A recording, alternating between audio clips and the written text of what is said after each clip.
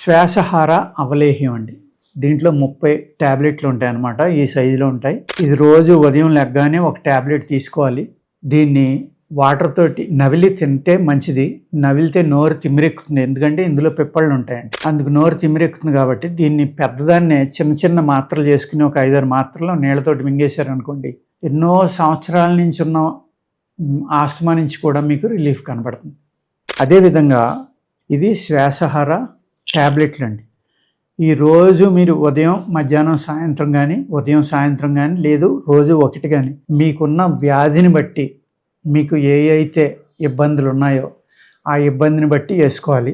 లేదు నైటు మేము పఫ్ కొట్టుకుంటాం, మాకు చాలా కష్టంగా ఉంటుంది, అది కొట్టుకోపోతే మేము చనిపోతాం అన్నంత భయపడతాం అని అనుకునేవాళ్ళు ఇది ఈవినింగు 5 గంటలకి 7 గంటలకి 9 గంటలకి అలా కానీ 5, 6, 8 కానీ లేకపోతే 7 కానీ గంట 2 గంటల గ్యాప్లో ఒక 3 ట్యాబ్లెట్లు వేసుకుని పడుకున్నారనుకోండి, చక్కగా మీకు ఆ శ్వాస ఆడకపోవటం, ఊపిరితిత్తులు జామ్ అయిపోతాయని భయపడటం, ఇలాంటి వాటి నుంచి మిమ్మల్ని రక్షించి చాలా మంచి ఉపశమనం కలిగిస్తుంది అనమాట.